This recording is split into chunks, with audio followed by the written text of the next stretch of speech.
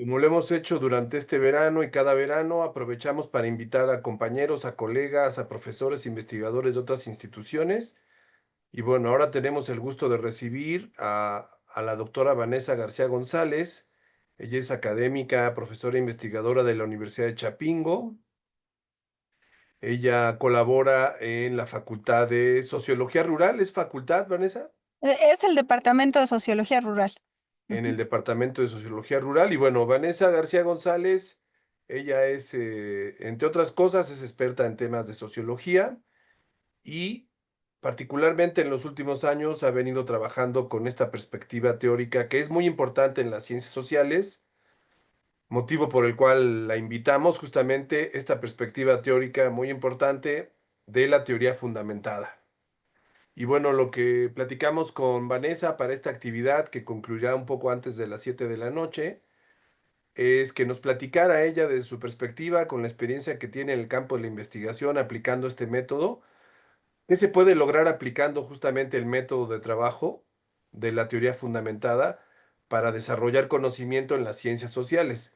Obviamente aquí en el área de posgrados pues tenemos estudiantes de maestría y doctorado en el área de comunicación, pero como una disciplina que pertenece a las ciencias sociales, estamos abiertos a estas miradas multidisciplinarias, a estos enfoques de otras disciplinas y creemos que es muy importante acercarnos a estas maneras de explicar, de analizar la vida social, ¿no? Sobre todo considerando que la teoría fundamentada, pues es una teoría que tiene más de 50 años, que se generó, ya nos platicará ahorita brevemente Vanessa con más detalle, y que ha impactado en muchas disciplinas de las ciencias sociales, de diferentes maneras, a distintos niveles, y que a pesar de su importancia, se le trabaja poco en México a la teoría fundamentada. Y bueno, creemos que es importante que se conozca más de primera mano con los especialistas que se han concentrado en manejar esta perspectiva, en qué consiste este enfoque, cómo se aplica y demás. Así que bueno, por eso te damos mucho las gracias por por compartir esto, Vanessa. No, pues muchísimas gracias a ti, Samuel, por invitarme hoy a dar esta plática de algo que a mí me gusta mucho, que yo disfruto mucho y, pues bueno, vamos a tratar de aprovechar el tiempo y darles por lo menos una visión general de qué se trata esto. Claro que sí, te voy a dejar compartir la pantalla si quieres para que tú puedas.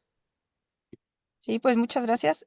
Aquí lo pongo en lo que voy aquí compartiendo. Sí, Sí, sí es esta, ¿verdad? Elementos, sí. Ahí están. No sé si lo ven, si se alcanza a ya ver. se ve, sí, ahí se Ah, ve. bueno. Pues bueno, como te decía, primero, pues muchísimas gracias por invitarme a compartir esto un poco de lo que yo conozco sobre la teoría fundamentada y lo que he trabajado. Y justo pues entremos en materia, ¿no? Para que justo tratar de aprovechar lo máximo posible el tiempo que tenemos acá. Y lo que me interesa mucho es dejar tiempo por si las alumnas que nos están acompañando pues tienen alguna pregunta y tratar de nutrir esta charla justo con las inquietudes que ellas pudieran tener y tú también, ¿no, Samuel? Entonces Claro. vamos. Oye, Vanessa, ¿me permites nada más leer tu ficha curricular para Ah, que te claro. identifiquen? Sí, claro que sí, gracias. Bueno, Vanessa García González, ella es candidata al Sistema Nacional de Investigadores, es doctora en Dinámicas de la Salud y Bienestar Social por la Universidad de Linköping, Universidad de Évora, la Escuela de Altos Estudios en Francia y la Universidad Nova de Lisboa. Es socióloga y maestra en estudios políticos y sociales por la UNAM y actualmente, como les platicábamos, es profesora investigadora de tiempo completo en la Universidad de Chapingo. Sus líneas de investigación son estudios socioculturales de las prácticas deportivas y la actividad física, concentrada sobre todo en el tema del ocio y el tiempo libre, y los puntos de intersección con otras ramas, especialmente con la salud. Así que bienvenida, adelante. Pues muchísimas gracias nuevamente por esta presentación y bueno, para comentarles un poco, ¿no? Que lo que hoy les voy a contar es parte, ¿no? Retomado de una contribución que hice a este libro que se llama Manual de Iniciación a Investigaciones Cualitativas en Ciencias de la Actividad Física y el Deporte, y que, bueno, a mí me tocó colaborar con este capítulo de la teoría fundamentada. Entonces, vamos a hablar un poco de lo que yo ahí comento en el capítulo, pero principalmente aquí me voy a centrar más en estos aspectos de cómo se aplica este método de la teoría fundamentada. Y para eso, siempre creo que muy importante hacer esta distinción, sobre todo en la literatura anglosajona. Cuando se habla de la teoría fundamentada, se puede hacer referencia a dos cosas. Por un lado, al producto que se obtiene de aplicar una serie de herramientas, de técnicas analíticas, sobre todo, para construir explicaciones teóricas, ¿no? Para construir una teoría que explique el fenómeno que estamos estudiando. A ese producto a ese producto que obtenemos de aplicar toda esta serie de técnicas se le llama teoría fundamentada en los datos. Pero, por otro lado, y vamos a hacer la distinción y de lo que es el motivo de la plática del día de hoy vamos a hablar del método de la teoría fundamentada, es decir, de ese proceso, de esa serie de pasos sistematizados y de ese uso de técnicas, de herramientas que al usarlas a partir de en esta serie de pasos, en este proceso, en esta serie de pasos sistematizados, cuando las aplicamos, obtenemos un producto que se llama teoría fundamentada. Entonces, justo el día de hoy nos vamos a centrar en el método. Entonces, por eso es que este MTF es el método de la teoría fundamentada. Y eso es importante, sobre todo en la literatura anglosajona, sí es importante hacer esta distinción, pero también yo he encontrado, es menos lo que he revisado en la literatura en español al respecto de cuando se aplica la teoría fundamentada, pero sí cuando he ido a congresos entre colegas, pláticas entre colegas, ya escucho mucho mencionar eso de que están utilizando la teoría fundamentada. Y tampoco veo que se haga esta distinción de a veces decir que si están hablando del producto o si están hablando del método. Entonces, por eso es que me interesaba abrir esta plática con esta distinción y que quedemos en claro que hoy vamos a hablar del método de la teoría fundamentada. Y justo es hablar que un poco también invitarlos a pensar que tenemos diferentes paradigmas bueno, aquí más bien hoy justo con lo que quería empezar esta plática es que, ahí escucharon a mi hijo, una disculpa, justo, eh, cuando hablamos de la teoría fundamentada en los datos, es importante tener también en cuenta que hay diferentes enfoques, diferentes telones de fondo cuando hablamos de los métodos cualitativos y de hacer ciencia en general, en ciencias sociales. Nosotros partimos de algunos autores los llaman paradigmas, otros autores los van a llamar como diferentes enfoques, ¿no? Y la teoría fundamentada es uno de esos enfoques, pero cuando hablamos ya más en términos generales, no me voy a detener en esta discusión, es una discusión muy importante, es un telón de fondo que siempre tenemos tener en vista cuando estamos diseñando y nuestras investigaciones, pero sobre todo ya cuando estamos en el proceso, desde qué paradigma nosotros estamos haciendo nuestro diseño de investigación y sobre todo desde qué paradigma nosotros retomamos esos presupuestos en los que vamos tejiendo nuestro proceso de investigación. Y justo hay dos grandes paradigmas que tenemos de telón de fondo. Por un lado está el paradigma positivista y por el otro lado tenemos un paradigma interpretativo. La teoría fundamentada en los datos, por lo general, está posicionada dentro de un paradigma interpretativo.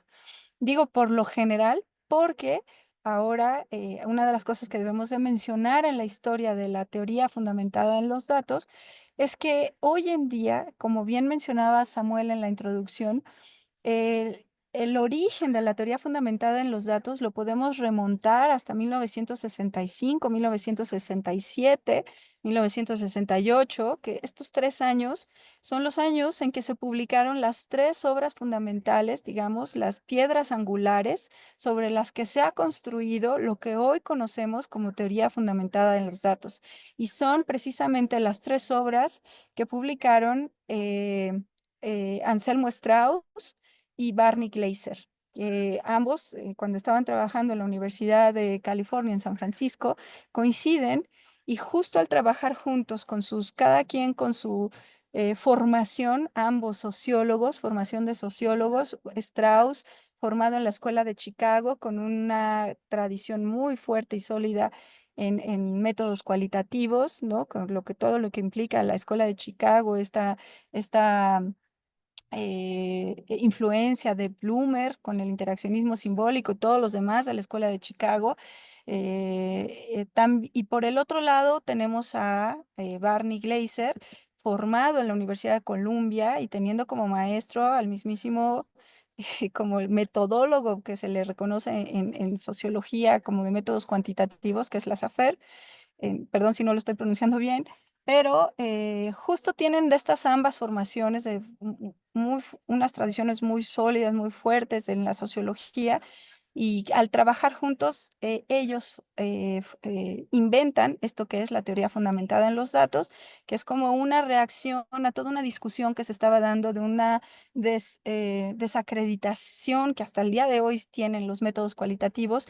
Y ellos cuando plantean la sociología, el método de la teoría fundamentada en los datos en su libro, El descubrimiento de la teoría fundamentada, que se publica en 1967, justo es una forma de ellos decir, cuando usamos métodos cualitativos, hacemos ciencia también. Y hacemos ciencia con rigor, con el rigor científico que se puede lograr cuando se aplican métodos cuantitativos, ¿no? Entonces, es así como surge, pero hoy en día, ya casi 60 años, casi ya van a ser, les faltan que 2 años, ¿no?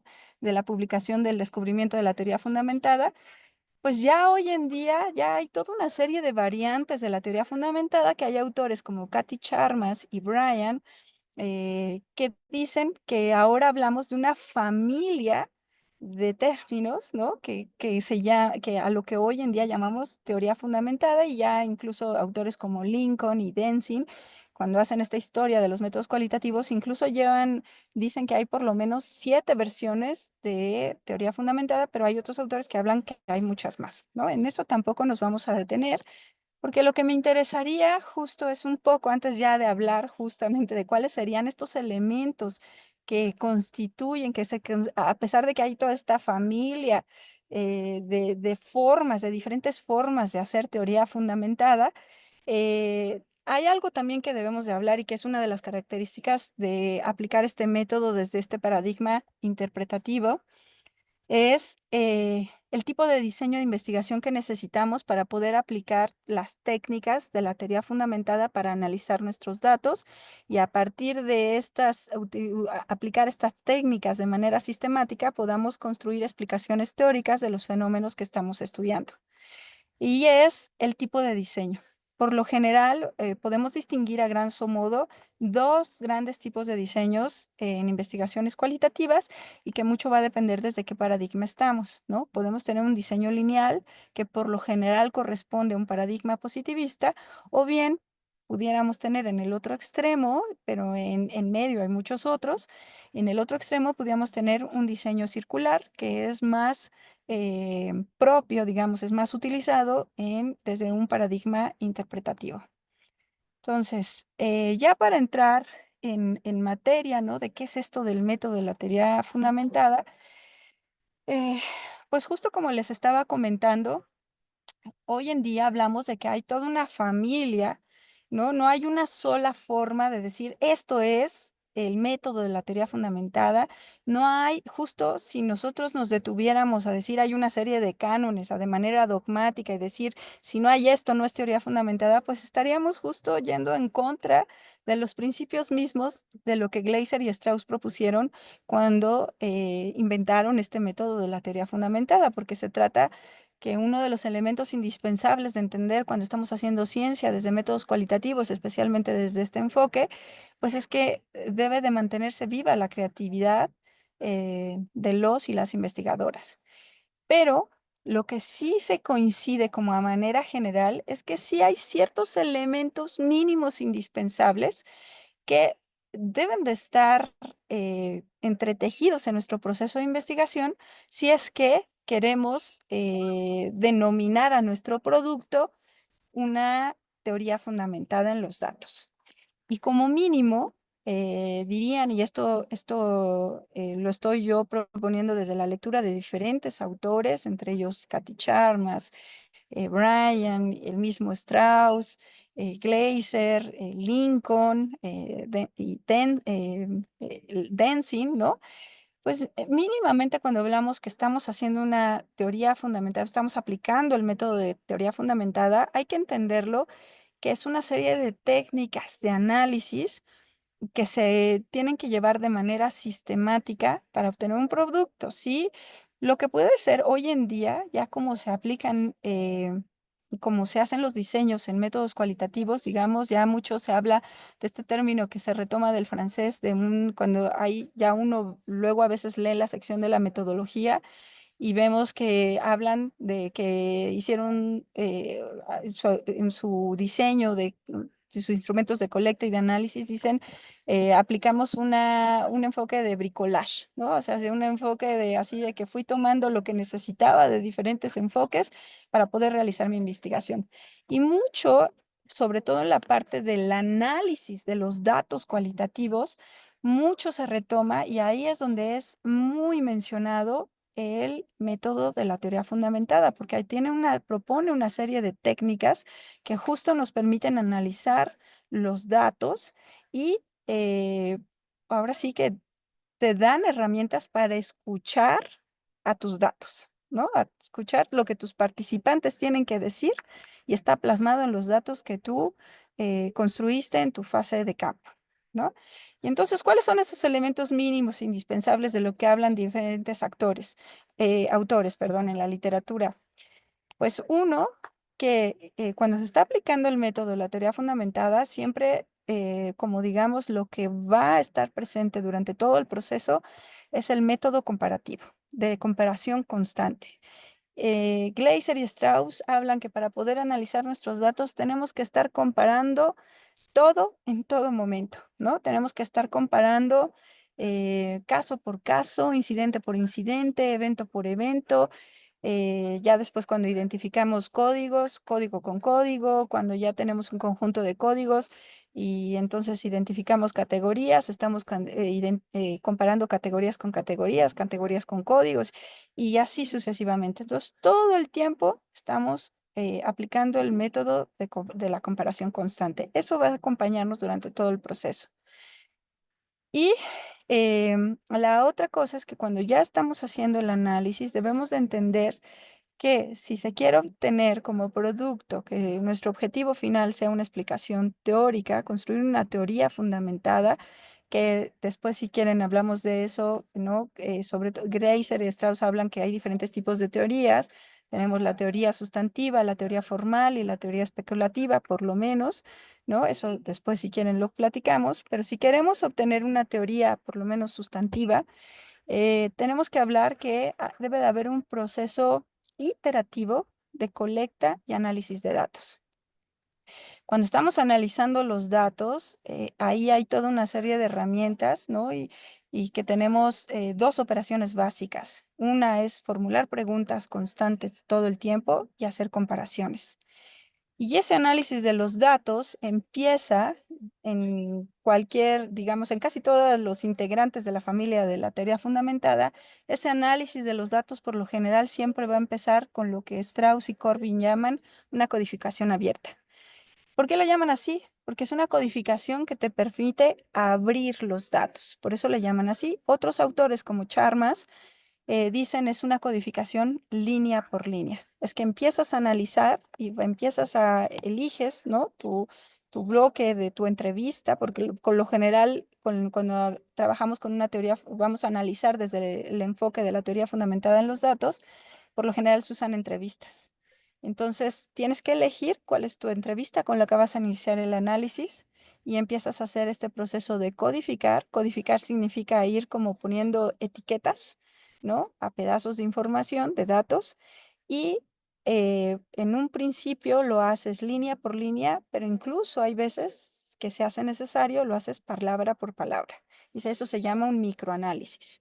Y de ahí vas a ir, empiezas por identificar códigos, después esos códigos, por lo general es a nivel descriptivo, ya después cuando tienes ya has codificado, has hecho este microanálisis con un bloque de tus datos, por lo general es una entrevista, entonces ya tienes ciertos códigos que tú puedes clasificarlos y ya empezar a tratar de identificar propiedades, ¿no? Que trates de identificar patrones y a partir de eso ver qué códigos se parecen entre sí. Por ejemplo, puedes encontrar los códigos que viste volar en el cielo unos objetos y resulta que eran 10 parecidos y se llaman pájaros.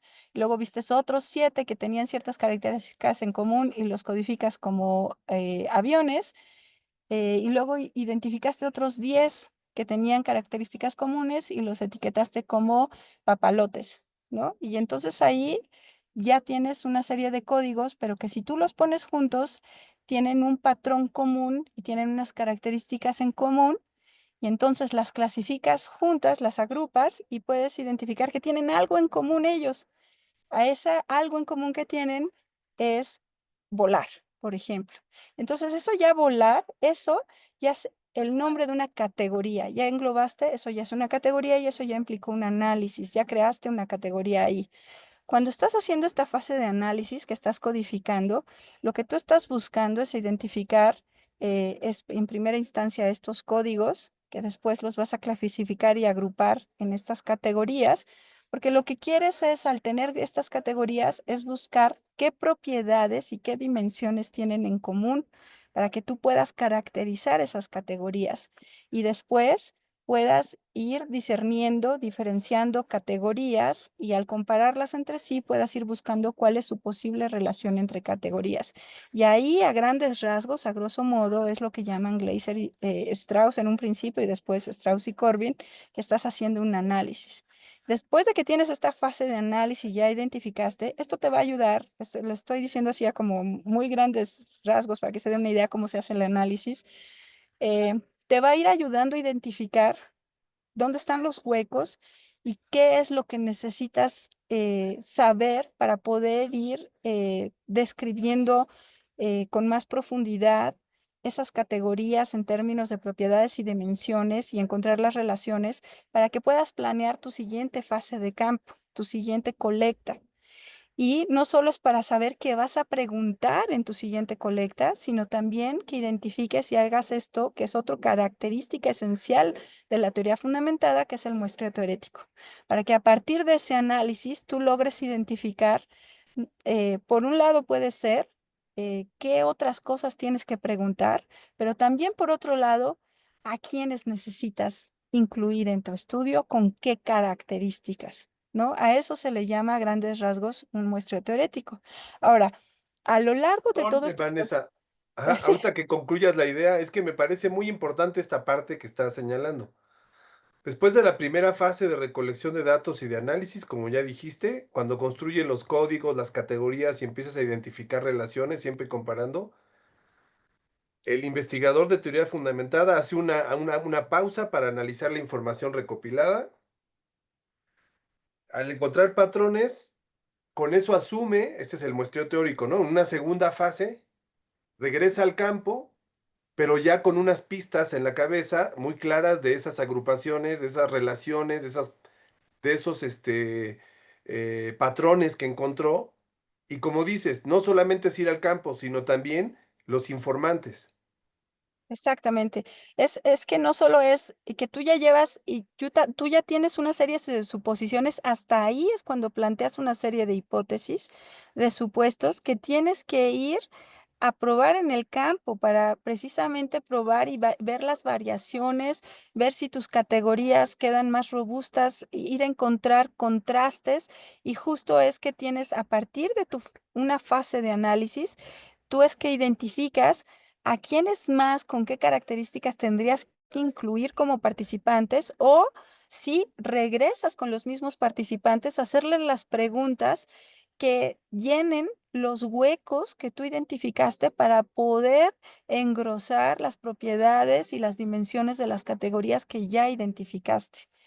Y Perdón la interrupción, por eso sí, justamente los autores, Strauss y Gleiser, justamente por eso consideran que el método de la teoría fundamentada, su método de trabajo, tiene la virtud, entre otras, de tener un grado de consistencia y de replicabilidad, de transparencia, que siendo cualitativo tenga el mismo nivel de una investigación cuantitativa, positivista, robusta, digamos, por esta capacidad de regresar al campo, ajustar las categorías o, como tú dices, engrosarlas con nuevos informantes o con los mismos informantes, pero ya con una base para hacer conjeturas sobre el campo, no conjeturas desde la teoría, que aquí déjame nada más comentar este punto.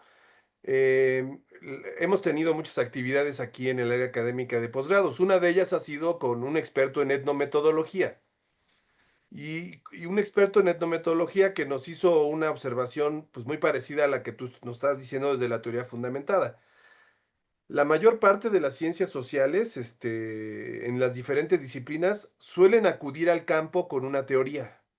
El ujú, investigador o investigadora lleva una serie de prenociones, de creencias, de explicaciones previas a su fenómeno. Muchos lo ubican como un marco teórico, ujú, pero hay otras corrientes más radicales, como la etnometodología, como la teoría fundamentada, u otras corrientes académicas en ciencias sociales, que le proponen al investigador o a la investigadora no acudir con una teoría previa al campo, sino hacer esto que tú nos acabas de plantear. Primero recopilar los datos, hacer los códigos, las categorías, buscar relaciones, agruparlas, hacer un muestreo teorético para después regresar al campo y descubrir la teoría, que ese es el producto. La teoría exacto. de los informantes, no la teoría que está en la cabeza del investigador, que ahí es donde viene la parte polémica de la teoría fundamentada y de la etnometodología, ¿no? Mucha gente dice, ¿cómo vas a hacer investigación sin teoría previa? Bueno, por eso es radical la etnometodología y la teoría fundamentada, porque dice, no, la teoría no sale de la cabeza del investigador. Quienes saben de la realidad social son los informantes, no el investigador o la investigadora. Me detengo solo para esa pausa, para que tú continúes. Gracias. Sí, no, no, gracias por la intervención. Justo después retomamos el dónde entra la literatura, porque no es que en la teoría fundamentada dejes de lado todas estas construcciones teóricas y el cuerpo del conocimiento, el estado del arte, de la sociología, para nada. Lo que pasa es que entra en otro momento. O sea, por eso yo les decía, es que es muy importante cuando hablamos de teoría fundamentada decir desde qué paradigma estamos posicionados, que es un paradigma interpretativo, no positivista. Entonces, esto es súper importante porque también esto nos lleva a este proceso, a este diseño de la investigación de forma circular y no lineal como se hace en el paradigma positivista. Entonces, estos son cosas que parecieran insignificantes, pero hacen toda la diferencia porque es para entender que construimos ciencia de manera distinta, construimos conocimiento científico de una manera diferente, pero es conocimiento científico, nada más que el procedimiento que llevamos a cabo es diferente, digamos, partimos de unos supuestos distintos, epistemológicos distintos. Entonces, esto es muy importante comprenderlo y lo que les quería, la idea que me quedó pendiente en todo este proceso de cómo se hace el análisis a partir del método de la teoría fundamentada, es que cuando estamos haciendo el análisis, cuando estamos haciendo estos ejercicios de codificación que les había comentado a grosso modo cómo era ese un proceso, un ejemplo, todo el tiempo va acompañado de la escritura de memos analíticos. Por eso aquí en el diagrama, ¿no? Les pongo aquí esto de escritura de memos, que está todo el tiempo nos va acompañando. Una sesión de codificación, para que sea fructífera, tiene que ir acompañada forzosamente por la escritura de memos, porque ahí en los memos es donde dejamos por escrito, ¿no? Plasmamos los pensamientos que nos llevaron a formular o a etiquetar ese bloque de datos de una manera u otra. Es ahí donde voy a explicar qué características tenían estos objetos que yo vi volando, que les llamé pájaros. Y ahí es donde yo tengo que dejar plasmado qué quería decir yo con ese código de pájaros y las preguntas que me surgen, porque todo el tiempo hay que ir formulando preguntas para que yo sepa qué es lo que sigue y con qué lo puedo yo unir o empiezo a ver que puede haber relaciones. Ahí voy a dejando constancia de que vi otra serie de objetos a los que nombré aviones y que tenían estas características y que yo observo que puede haber una relación entre ellos y esa relación tiene que ver con esta acción de volar. Y entonces justo cuando yo reviso esos memos es lo que me va a ayudar a generar esta categoría que describe un patrón en común que yo encuentro entre los pájaros, los aviones y los papalotes, y que es la acción de volar. ¿No? Esto es nada más como para ponerles un ejemplo, ¿no? Como para que ustedes ir ilustrando a qué se refiere, cómo es este proceso y ser muy clara que este ejemplo es un ejemplo que utilizan Strauss y Corbin para explicar este proceso de codificación en uno de sus libros clásicos, ¿no? Y que lo menciono al final en las lecturas recomendadas, al final de mi texto del que estoy basando aquí esta presentación. Eh, y bueno, a grandes rasgos, como digamos, muchas veces, y lo que sí también tengo que comentarles es que estas técnicas que les acabo de comentar a grosso modo, son las técnicas que muchos investigadores e investigadoras retoman para hacer el análisis y que no precisamente signifique que acaban teniendo como producto, que acaban presentando como resultado una teoría fundamentada en los datos, sino que pueden tener otro tipo de resultado, pero que dicen, bueno, yo hice mi análisis de mis datos cualitativos utilizando estas técnicas.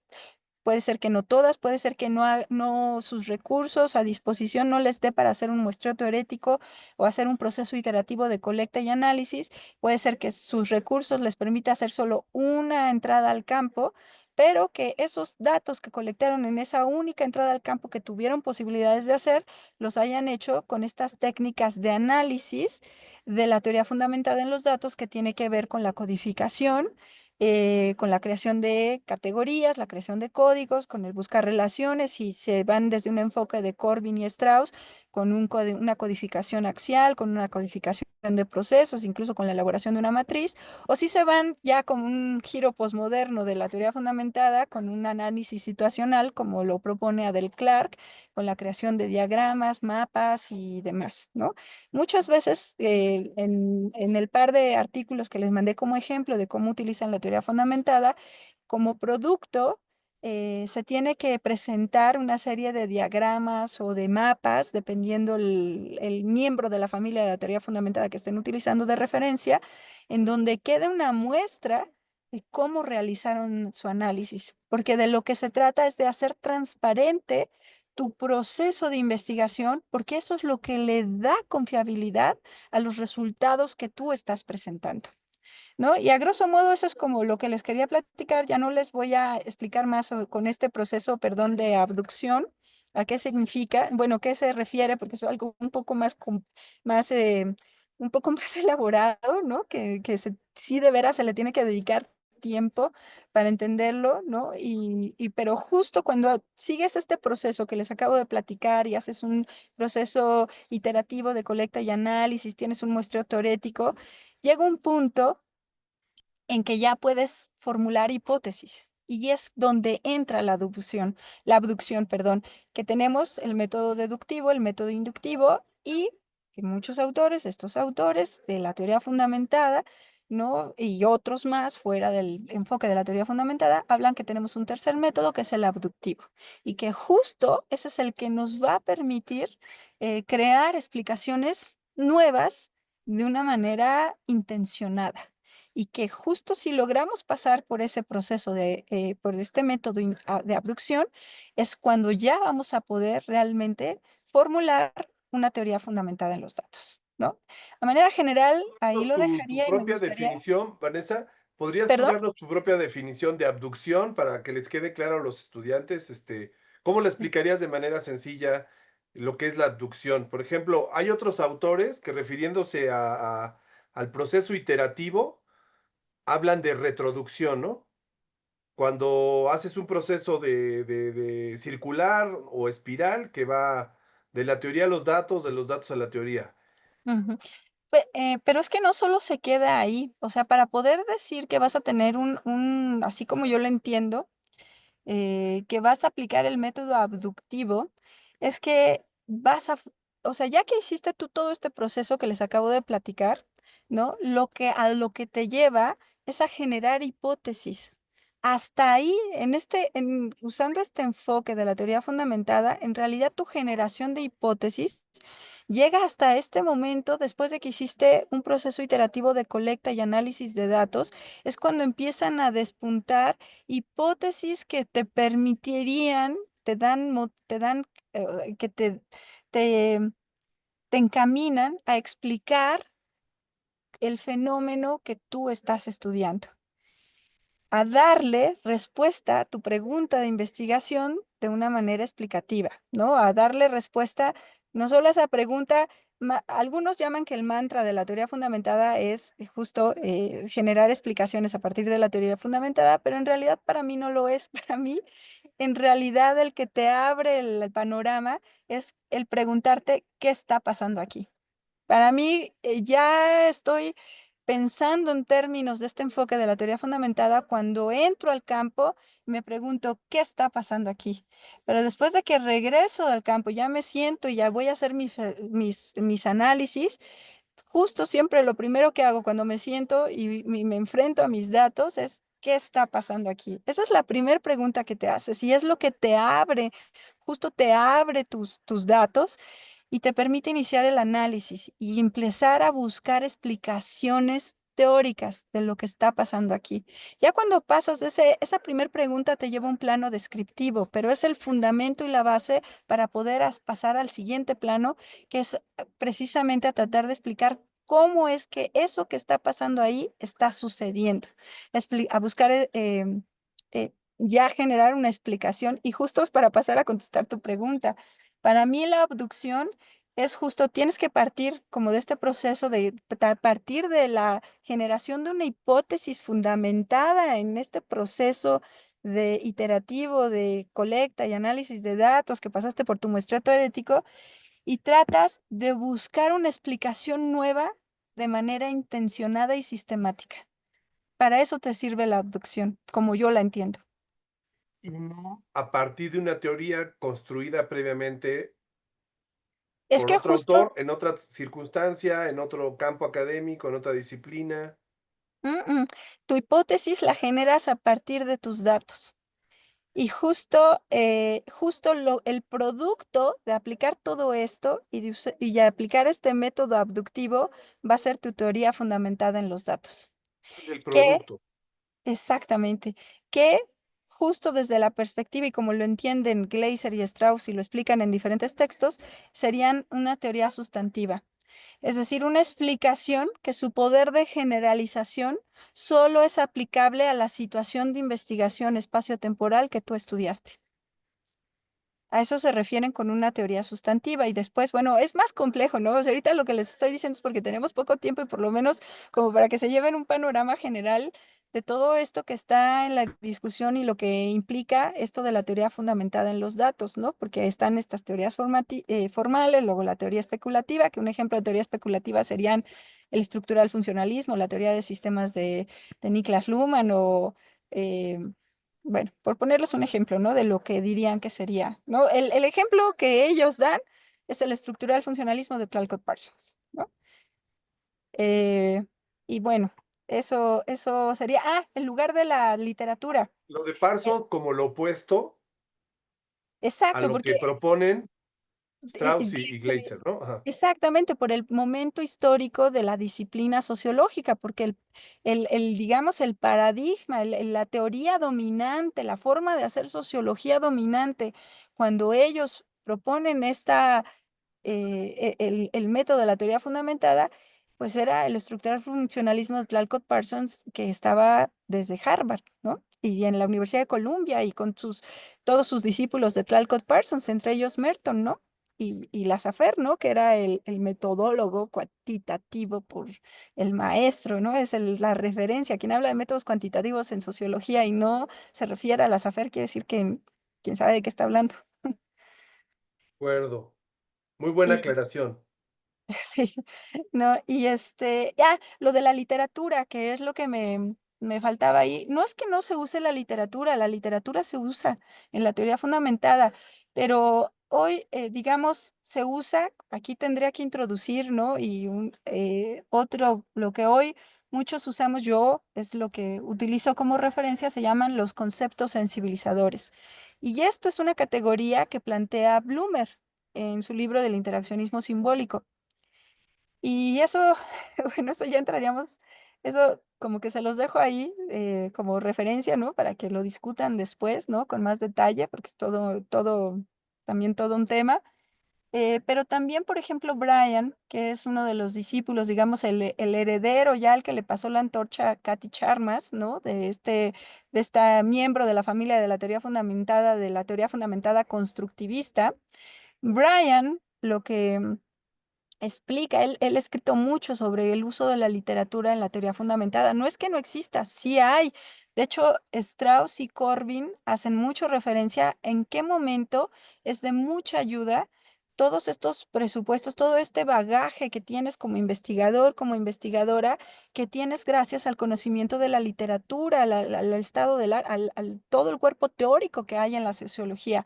No es que no se use, se usa, pero lo utilizas como referente, como para incentivar tu imaginación, para que tú tengas de dónde encontrar referentes para identificar propiedades y dimensiones que tú puedas comparar con tus datos. Vamos que se tiene que hacer con mucho cuidado, ¿no? Para que no caigas a lo que sería un enfoque positivista, que también debo de decir que dentro de la familia de la teoría fundamentada hay un enfoque positivista. También lo hay. Y lo que más dice Brian, que en el momento que se usa la literatura, es en realidad, ya una vez que tú hiciste todo tu proceso, ¿no? Este que les acabo de contar, y ya tienes tus categorías y ya encontraste relaciones entre tus categorías, incluso ya incluso hablan Strauss y Corbin, ya lo que buscas es generar un modelo explicativo. Ya que tienes tu modelo explicativo, vas a la literatura y buscas qué se parece, ¿no? A lo que tú estás presentando, o cuál es el contraste opuesto a lo que tú encontraste, al modelo explicativo que tú encontraste, que tú construiste más bien desde un enfoque constructivista, ¿no? Y entonces ahí, en lo que nosotros conocemos como el apartado de la discusión, ahí es donde entra la literatura, porque lo pones a discutir con lo que el cuerpo de Discusión conocimiento, de resultados, claro. exactamente. Ahí es donde es propiamente que entra más formalmente, ¿no? Ya les dije dos momentos, digamos, ¿no? Pero digamos, más es ahí. ¿No? Digamos, cuando haces tu revisión de la literatura, sería hasta después de haber hecho todo este proceso que les acabo de comentar. A diferencia de las investigaciones que parten de un corpus teórico previo y lo único que buscan es comprobarlo. O en el mejor de los casos, refutarlo, ¿no? Desde un enfoque popperiano, ¿no? De falsificar lo que dice la teoría, ¿no? De acuerdo. Mm. ¿Hay Y algún pues ejemplo de alguna investigación que tú hayas realizado que podamos así como que nos platiques un poco este procedimiento y luego haber llegado a la abducción? Eh, pues a construir un modelo teórico, yo debo ser honesta, yo no he llegado porque sí se necesita tiempo, dinero y esfuerzo, ¿no? O sea, sí se necesita invertirle mucho. Pero donde yo creo que más me acerqué a hacer una explicación teórica fundamentada en los datos, ya no lo publiqué como artículo porque también pues se me fue la vida, pero yo creo que fue en mi tesis de maestría. Cuando traté de explicar cómo esos procesos de integración social a partir de bueno, en las prácticas deportivas. ¿no? Ahí es, yo siento cuando tuve ese primer acercamiento con cómo es construir una explicación teórica fundamentada en los datos. Em, yo creo que ahí justo a mí es donde me quedó muy claro que era eso del proceso teorético, porque yo al analizar mis datos, ¿no? Yo estaba tratándome de explicar cómo es que se construyen relaciones, qué tipo de relaciones se construyen en las prácticas deportivas. Y entonces yo estaba encontrando, bueno, que por lo menos había dos grandes grupos. Uno, tus relaciones profundas de amistad, ¿no? Y otro, digamos, como esos tus mejores amigos, ¿no? Y otro, que eran estas redes de contactos, ¿no? Que no eran estas relaciones profundas, pero están como este grupo de conocidos, pero que se convierten en tus redes y se hacen como una red de contactos. Pero yo veía diferencias, ¿no? Que justo la teoría fundamentada y al aplicar estas técnicas lo que te permite es identificar variaciones. Y entonces yo veía que había por lo menos variaciones que no era lo mismo con el tipo de relaciones que se construían.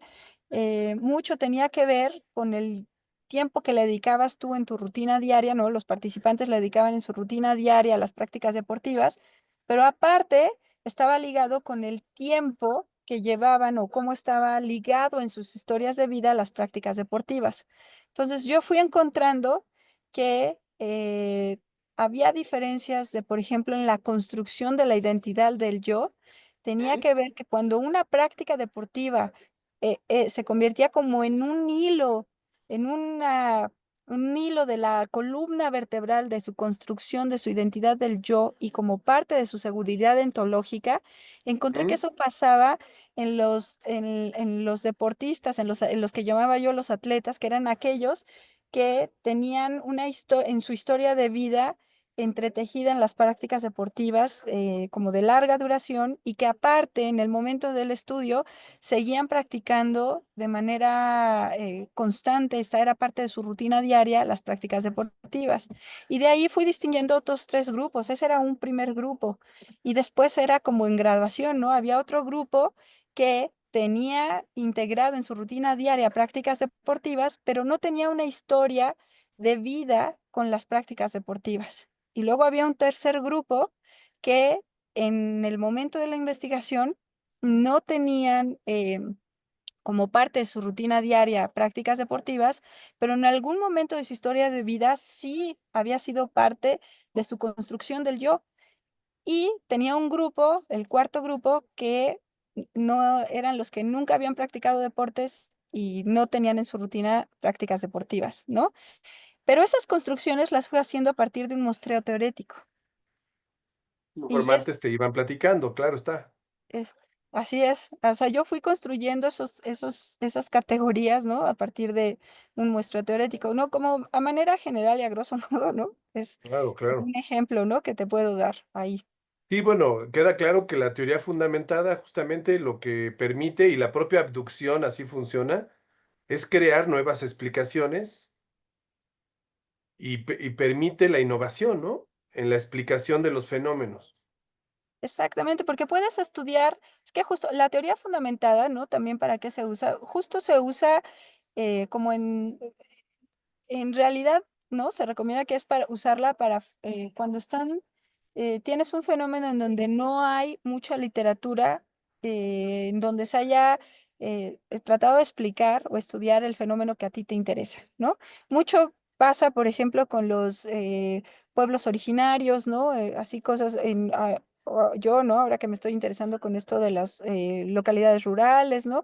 Porque por lo general son comunidades de muy difícil acceso, se necesita bueno, un tipo de recursos diferentes, el acceso es muy restringido porque son comunidades muy reserradas, ¿no? O son, por ejemplo, ahora todas estas cosas con estas cosas digitales, ¿no? Cosas que se están inventando, que están surgiendo ahora y que justo no son muy estudiadas porque apenas las estamos inventando, ¿no? Entonces, justo ahí, para eso es donde dicen, bueno, es muy útil la teoría fundamentada. Pero lo que también es cierto es que la teoría fundamentada puede utilizarse para estudiar fenómenos ya muy estudiados, pero para tratar de encontrar ese ángulo nuevo que no se le había dado antes o que no se había explorado, o para contestar esa pregunta que no se Claro. había formulado. Sí, o campos que, sobre los cuales ya hay una certidumbre, entre comillas, certidumbre teórica de cómo funciona determinada situación y no se le han encontrado esos otros ángulos, como tú dices, ¿no? Cuando están ya saturada la explicación y ya ni se investiga y ya se da por hecho que el fenómeno es así, ¿no? Ujú. Y bueno, también, pues, justo, bueno, ya se me fue el avión ahorita, es que ya estoy cansada y No, te es iba a que decir otra cosa y se me pensaba fue. en algunos ejemplos o casos, ¿no? Por ejemplo, cuando se investiga la pobreza, Mm, cuando se investigan fenómenos, eh, de los cuales ya hay mucha bibliografía en diferentes disciplinas y muchas veces ya la gente llega con una teoría para explicar el fenómeno de clases sociales o de capitales o muchas teorías que existen, ¿no? Para explicar ese tipo de fenómenos y ya no se encuentra novedad en las explicaciones, ¿no? Porque ya está, digamos, muy trabajado. Ahí puede ayudar la teoría fundamentada, como Sí, decías. y sobre todo, yo lo veo ahora que se está hablando mucho de esto de darle voz a los que no tienen voz, ¿no? Cuando se usa un enfoque de la investigación-acción participativa, por ejemplo. A veces ese enfoque, ¿no? Que planteó Fals Borda con la Fundación Rosca en Colombia, a veces se quedaba corto porque se quedaba en esta parte como de la transformación de buscar identificar el problema y buscarle la solución, ¿no? Que aquí en México fue muy adoptado en las escuelas normales para aplicarse al sector educativo, pero se quedaba, ya no, se quedaba corto, se quedaba ahí, ya no tenía esta parte científica. Pero si tú le combinas, como digamos, aplicas las técnicas de análisis de datos a ese enfoque de investigación-acción participativa, le puedes dar, desde mi perspectiva, digamos, le puedes dar la continuidad en la parte científica que se queda corta cuando nada más lo dejas en decir, este es mi plan de acción para resolver este problema identificado, ¿no? Entonces Más ahí, siempre regularmente la intervención tiene esa característica, ¿no? A veces ujú, no le interesa la producción de conocimiento científico, sino más bien la solución de un problema, ¿no? Pero en este caso estamos hablando de producir conocimiento científico. exactamente, sí, y que se puede hacer, o sea, todo ese trabajo que hiciste, ¿no? Por ejemplo, lo que decía, ¿no? Cuando usas el enfoque de la investigación, acción participativa, ya tienes toda esa intervención, pero tienes toda una serie de datos que si tú aplicas estas técnicas, le puedes dar justo esta generación de conocimiento científico y dejar claro que esto también y los autores así lo propusieron desde el inicio, Gleiser y Strauss, y bueno, después Strauss y Corbin son una serie de técnicas que están ahí para que el investigador o la investigadora las retome y las utilice según lo que convenga para darle respuesta a sus preguntas de investigación. O sea, no hay una regla. Aquí te iba a preguntar justo Exactamente. eso. En la literatura académica que tú has trabajado y que tú misma has producido de tus textos, ¿cuántas veces valdría la pena regresar al campo después de haber hecho una fase de análisis, comparando datos, el proceso iterativo, el muestreo teórico? ¿Una vez? ¿Dos veces? Justo ahí entra lo de la saturación, ¿no? Y aquí me gusta mucho cómo se maneja en la teoría fundamentada en los datos, porque ese no hay una regla de decir cuántas veces tienes que hacer este proceso iterativo. Digamos que deja de estar, digamos, cuando ya la saturación se alcanza, cuando ya las categorías de análisis que identificaste has identificado lo suficiente las propiedades y las dimensiones de esas propiedades para generar un modelo explicativo. Y cuando ya dejan de aparecer nuevas categorías. Ahí es cuando se alcanza la saturación y es cuando dices, aquí se acaba un ciclo, ¿no? De investigación y justo siempre se generan preguntas nuevas, ¿no? O sea, pero le dices, este ciclo, esta pregunta de investigación ya quedó Fácil, claro. esa ya quedó contestada, digamos, ya tengo un modelo explicativo para darle respuesta a esta pregunta o estas preguntas de investigación y ya es hora de moverse a las preguntas nuevas. Muy bien, me gusta esa palabra de ciclo, está muy bien aplicado. Muy bien, bueno, ¿qué les parece si alguien, no sé, de nuestras estudiantes tiene alguna pregunta o comentario sobre esta explicación que nos ha dado la doctora Vanessa sobre cómo se aplica o para qué sirve aplicar el método de trabajo, el método de investigación que crearon los autores de la llamada teoría fundamentada? ¿Alguna duda, pregunta que tengan, que quieran comentar?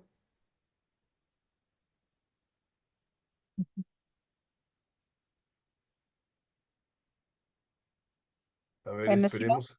si después se les ocurre, ahí me la mandan por correo y haré lo posible por contestárselas. Y les mandamos de todas maneras el capítulo 9 de tu texto, el del artículo, del capítulo del libro, y también les proporcionamos las dos lecturas de ejemplo donde se aplica el método en dos casos diferentes, ¿no? De dos textos. De hecho, Em, a mí me gustaban esos textos, me gustan y los incluí en mi capítulo, porque justo uno es una versión constructivista, ¿no? Desde la vertiente de la teoría fundamentada de Katik Charmas, y el otro es una vertiente de justo retomada de Corbin y Strauss. Y entonces, y ahí son dos formas esta distintas. vertiente, la de Corbin Strauss, ¿cómo se identifica? ¿Como interpretativista o como Oye, ya, es que muchos dirían que esa sería como la clásica, el clásico?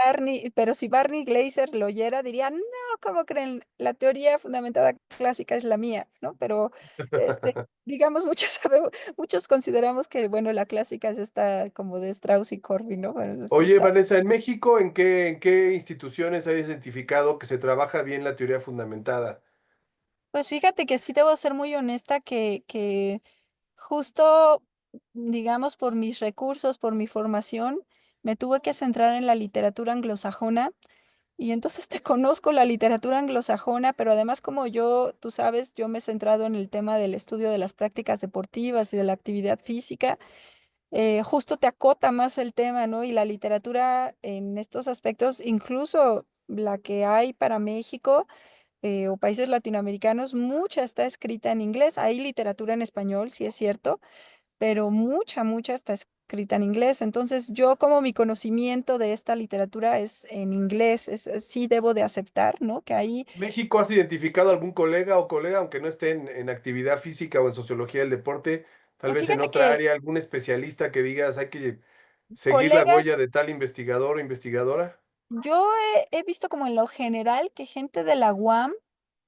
formada en la UAM Xochimilco, hablan de que usan la teoría fundamentada, pero ahí el problema es que hablan de utilizar la teoría fundamentada y yo les digo, bueno, entonces cuando me dicen teoría fundamentada, yo luego me pongo mis lentes del enfoque de la teoría fundamentada, ¿no? Luego, ¿no? Ya digo, es que, o sea, cuando te dicen un enfoque, pues ya sabes, ¿no? Si eres especialista, o sea, si estás en el área, si eres sociólogo, ya sabes, ¿no? Dices, ah, bueno, ya sé más o menos qué esperar. Pero el problema es que justo, por ejemplo, te dicen, sí, hago teoría fundamentada, pero no tienen un proceso iterativo de colecta y análisis. Y si no tienen un proceso iterativo de colecta y análisis, le preguntas, bueno, ¿y entonces tu muestreo cómo fue? Ah, pues fue un muestreo por bola de nieve, o fue por conveniencia, o fue así, y jamás le dices, bueno, entonces no hiciste muestreo teórico. Ok. No, pues Sí, sí, ahí es donde empiezan las ese es el diferencias. problema, no es que me quiera ver purista, pero digamos como no se trata de ser dogmático, pero sí cuando hablas de teoría fundamentada, digamos, son estos serie de elementos que si no los tiene, entonces Detalles, claro, clave. sí, es complicado decir que se hizo teoría fundamentada, o sea, que Bueno, el hay que producto. decirlo claro, ¿no? Conocer a fondo la teoría implicaría respetar esos detalles.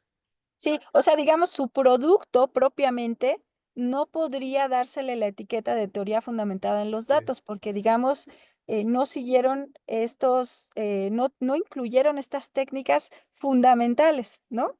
Pero lo que sí se puede decir y se dice es, usa estas técnicas de análisis de la teoría fundamentada. Ya. Eso, desde un enfoque bricolage, como les decía, eso se usa mucho. En la literatura anglosajona se usa bastante. De hecho, la gran mayoría de los artículos que hacen mención de la teoría fundamentada es que usaron las técnicas de análisis, pero en ningún momento están diciendo que su resultado es una teoría fundamentada. Eso es diferente.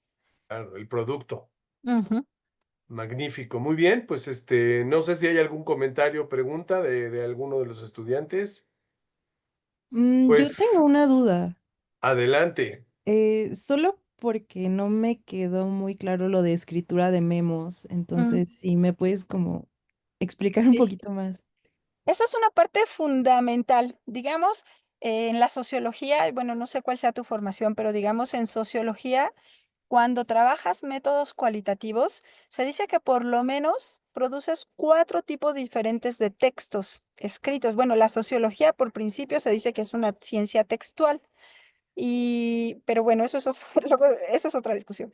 Pero digamos, esos 4 textos, uno es tu diario de investigación, ¿no? Que es ese mi querido diario, pero donde viertes todas tus emociones, sentimientos y todo lo que se te ocurra cuando estás en un proceso de investigación. Luego tienes tus notas de campo, que es cuando entras al campo y ya si haces observaciones, pero aunque no hagas observaciones, siempre que estás en el campo y hay algo que tienes que anotar al respecto y si, aunque no quieras, vas a hacer algún proceso de observación. Luego, el tercero, desde cuando estás usando el enfoque de la teoría fundamentada en los datos, aquí se le llama, son los memos, la escritura de memos, y esto se retoma mucho y es, digamos, donde vas a hacer tus anotaciones de análisis, de la parte de análisis de tus datos que colectaste, construiste, si estás desde un enfoque constructivista. ¿Y qué es lo que vas a hacer desde este enfoque de la teoría fundamentada cuando estás en tu sesión de códigos, de codificación? Lo que vas a hacer es que estás codificando, si es una codificación abierta, o sea, de línea por línea, entonces vas a crear un código y en ese momento que creas tu código, tú tienes que escribir ese proceso de pensamiento que te llevó a generar ese código. Pero no solo eso, sino también tienes que empezar a dejar vertidas ahí las preguntas que te surgen con ese código, así como lo formulaste, así como te surgió esa etiqueta. Un código es una etiqueta que pones a un bonche, a un bloque de información, de datos, perdón.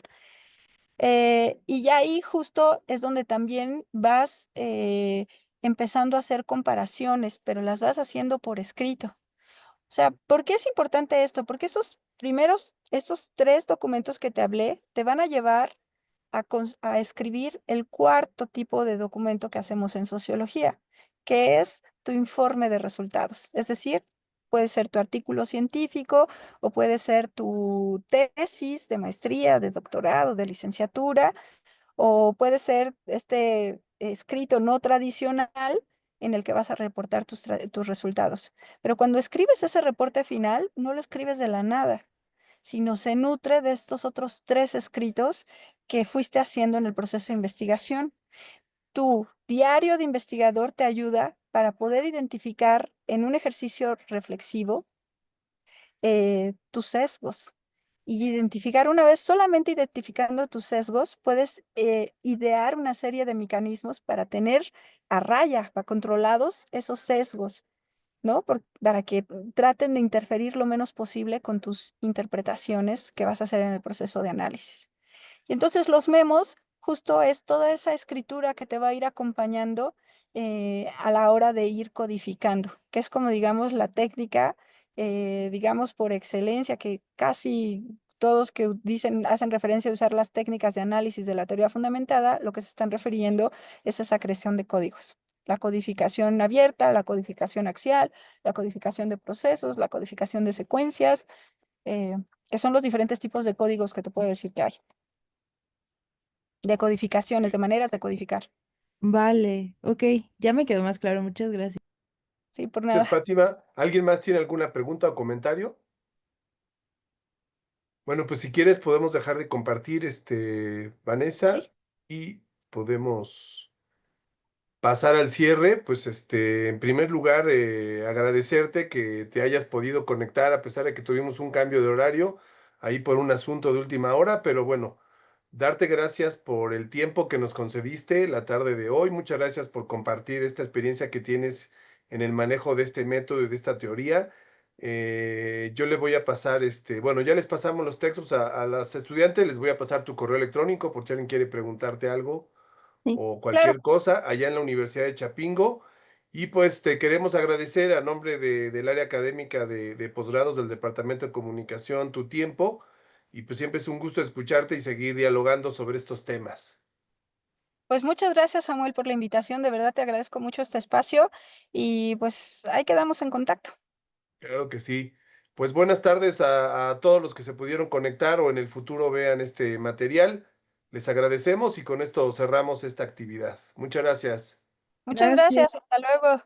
Hasta luego, buenas tardes. Buenas tardes a todas. ¿La información de esta sesión la vamos a tener por correo o por qué medio? Sí, por correo. Bueno, se los voy a mandar Ah, por WhatsApp ahorita el correo y después les mando la liga al video por si lo quieren volver a ver. ok, sí, va, gracias. Hasta luego.